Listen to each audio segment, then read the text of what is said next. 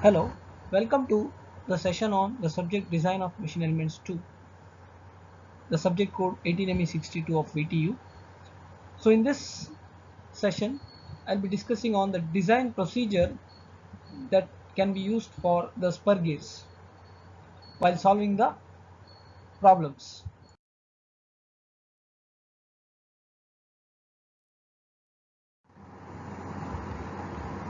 Let's see the design procedure for the spur gears. So first step would be to identify the weaker member of the two gears, that is the pinion and gear. So for pinion we denote it by 1 and for gear we denote it by 2. So if the material used for both pinion and gear are same, then the pinion will be the weaker member. So whenever the material is same, then it's obvious that the pinion will be the weaker member. Otherwise, if the material used for both pinion and gear are different, then the strength factor, so that is nothing but sigma product of sigma d into y, is used to determine the weaker member. So how is this done, we will see in the next part. So we have to find the strength factor whenever the materials are different for each gear. So the gear which is having less value of the strength factor will be the weaker member, and design should be based on that particular gear. So in this respect, from table number 12.7 we can get the values of the allowable or permissible static stress for different materials. So I'll show the table in the coming slides. So next, if the type of profile or involute system is given in the problem, then find the Lewis form factor. So that is nothing but small y. So we have the equation number 12.5c, 12.5d and 12.5e from the design data handbook for finding out the Lewis form factor for different types of profiles like 14.5 degree involute system, 20 degree full depth involute system and 20 degree stub teeth system. So in which the y depends only on the number of teeth, that is z. So we denote the number of teeth by z. In case if the involute system is not given in the problem, then we can assume the profile to be 20 degree full depth involute system. So next we need to do the strength check as I discussed in the previous slide. So that is, we have to check the strength factor. So if sigma d1 is sigma d1 y1, the product is this stands for the pinion. So if this is less than sigma d2 y2, means pinion will be the weaker member. Otherwise, if sigma d2 y2, that stands for the gear, 2 stands for the gear, if that is less than sigma d1 y1, then the gear is the weaker member.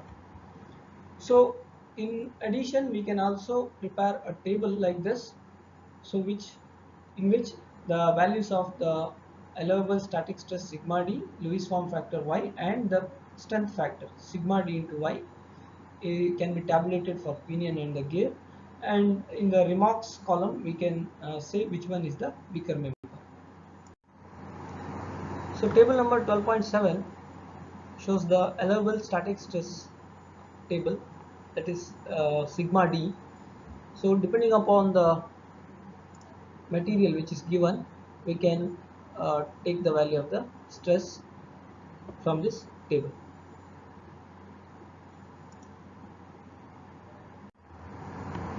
Next is to find the module. So this is an important step in the design of the gears. So for this, let's call the equation for the tangential force Ft from the design data handbook. This is given in equation number 12.7a, that is T is equal to 1000 into P into Cs divided by V. So where Cs stands for the service factor. So this actually depends upon the type of load or application, whether it is light, whether it is subject to light loads, medium loads, or heavy loads, as well as the duration or time of service. So we have a table for that. That's table number 12.8. So I will show you that table in the coming slides. Next we have the V is nothing but the pitch line velocity, which is given by pi d n by 60 into 10 to the power 3. So this P is nothing but the power in kilowatts. So we have next the important equation given by Lewis, so which gives the relationship between Ft and the stress as well as the module. So that's given by Ft is equal to pi into sigma d into Cv into B into Y into M. So equation number 12.5a from the design data handbook. So in this we have the phase width. So for this phase width we have the relation, I mean the equation given in terms of the module. So that is the range for this varies from 9.5 times the module to 12.5 times the module. So we can take any value in this particular range for the phase width expressed in terms of the module. So then after doing this, we have to substitute the value of Ft in this equation, that is Lewis equation, and we need to take the value of the weaker member in this particular Lewis equation. So whichever gear is weaker, whether pinion or gear, we have to take it here, as well as we need to consider the Lewis form factor, and then we can keep the M and Cv as it is, so that we will get the expression which is given by M cube into Cv. So if we find out this, that will be the required value of the M cube Cv. Then we have to do the trial to find out the module. So when we do the trial, that I will explain you while solving the problems or numericals. So we have to do the trial so that we can find the appropriate module M for the given set of gears. So next we have to select the standard module from the table number 12.2. From this table we can select the standard value of the module. So after that, after finding out the module, we can determine the pitch circle diameter D1 and D2 if they are not known, then as well as the phase width B. So this is the step of finding out the module and the dimensions D1, D2 and B. So this is the table for the selecting the value of service factor CS, table number 12.8. So we have different types of conditions. We have, if it is light shocks, and the type of service we have intermittent or 3 hours per day, 8 to 10 hours per day, continuous 24 hours per day. So depending upon the application or service conditions, we can take the value of the CS from this table. So general practice, if they have not mentioned anything, is to take the medium shock. We have to assume the medium shock with the intermediate service, about 8 to 10 hours service per day. We can take the value of CS as 1.5 if nothing is mentioned in the problem.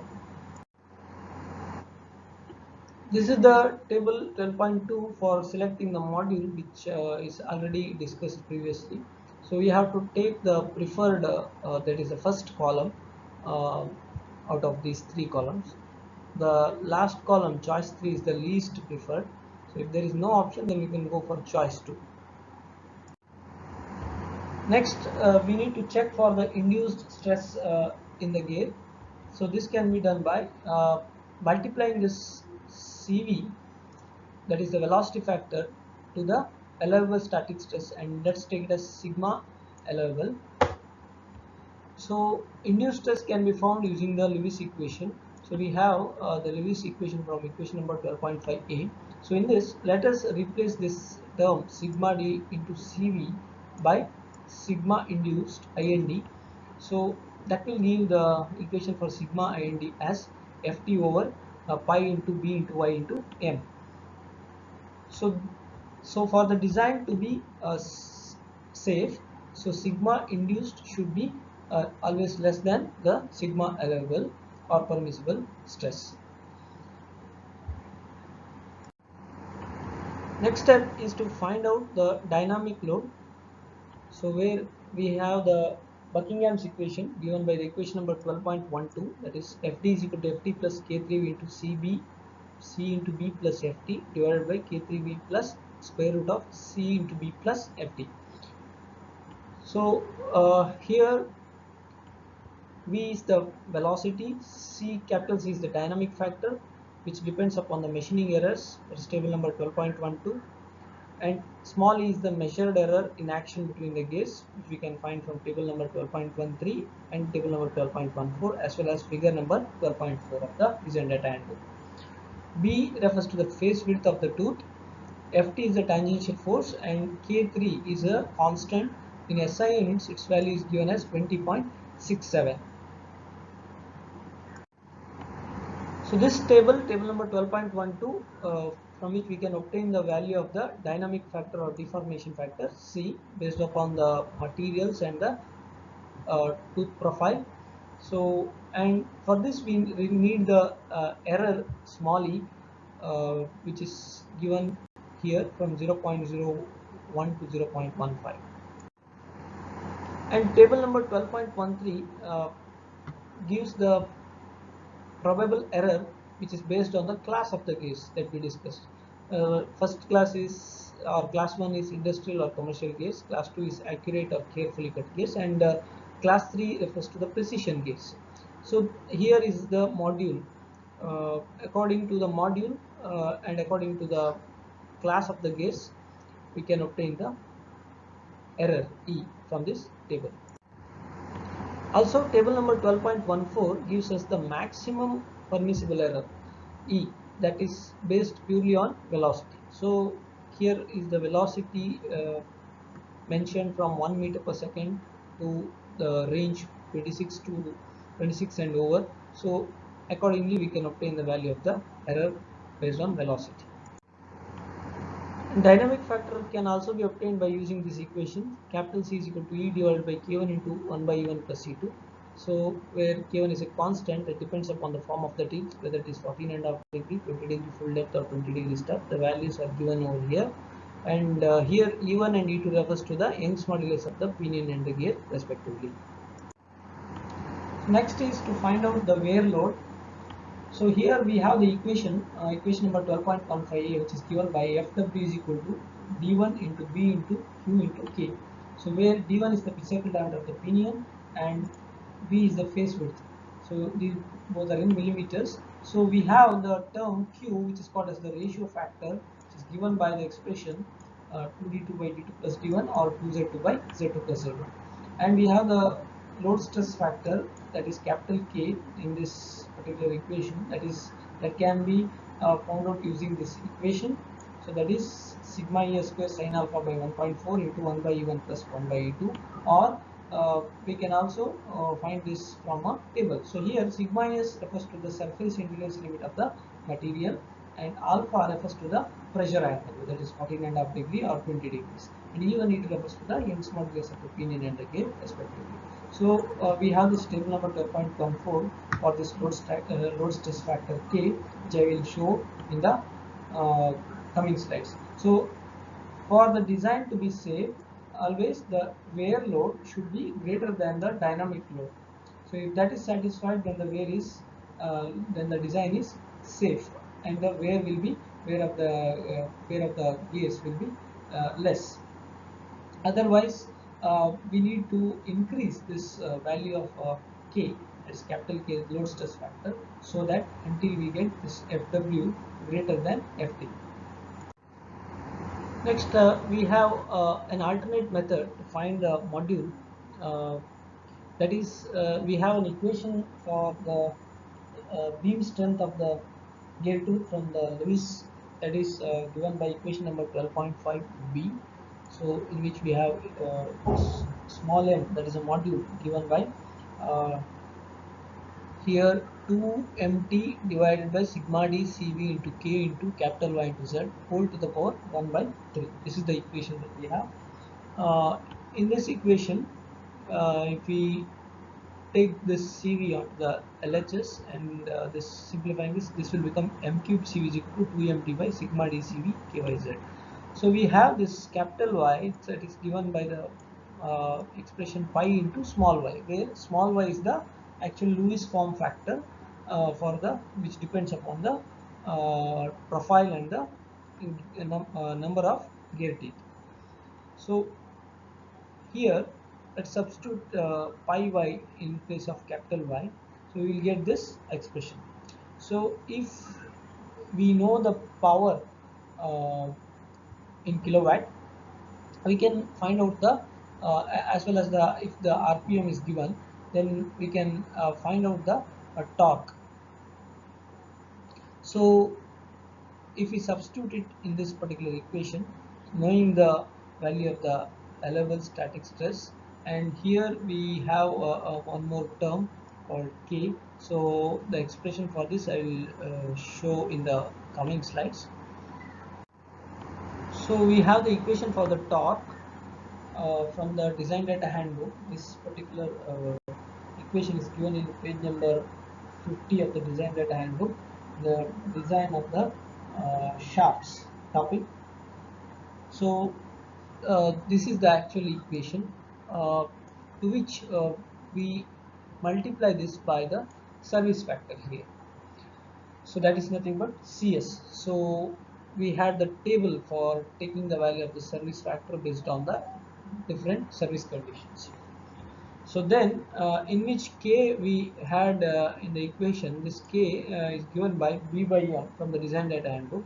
So where we can assume the value of the k as 10 because its value ranges from 9.5 to 12.5.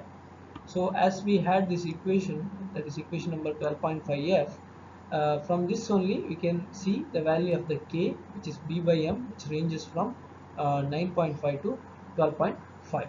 This is given in equation number 12.5f. So here also we are required to substitute the power, RPM, everything, and find out the value of the torque. And we have to find out the value of this m cube CV by substituting in the previous equation. This is the required value of the m cube CV. After that, we are required to do the trial. So before that, we can assume one assumption we need to make, that the velocity factor is 0.5.